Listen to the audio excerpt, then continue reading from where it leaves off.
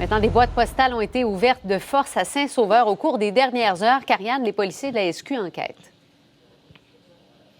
Oui, tout à fait. On est présentement dans un secteur résidentiel. C'est un secteur qui est assez isolé. Donc, intersection chemin de la colline, chemin du lac. Voyez ces casiers postaux qui ont été vandalisés, qui ont été carrément forcés. On voit que des personnes mal intentionnées ont eu accès non seulement aux lettres, mais également aux colis qui pouvaient se trouver dans cette boîte aux lettres. Maintenant, on comprend que c'est préoccupant parce qu'on parle, Cindy, depuis plusieurs semaines de vol d'identité. On parle notamment de Desjardins, 2,9 millions de membres qui ont vu leurs données sensibles être volées, des données aussi sensibles notamment que des numéros d'assurance sociale. Même chose du côté de Capital One, 6 millions de Canadiens qui seraient touchés. Maintenant, ce qu'on peut retrouver dans ces lettres, ce sont des informations tout aussi sensibles. Nom, numéro de téléphone, numéro d'assurance sociale.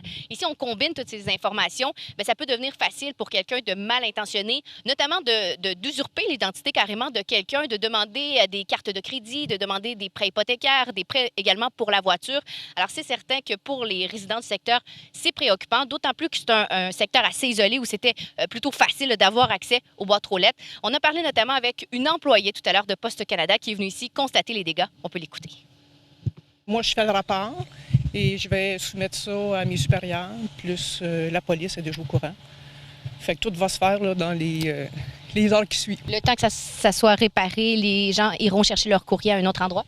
Oui, ils peuvent venir au bureau et même le service là, de livraison va tout venir pour remplacer.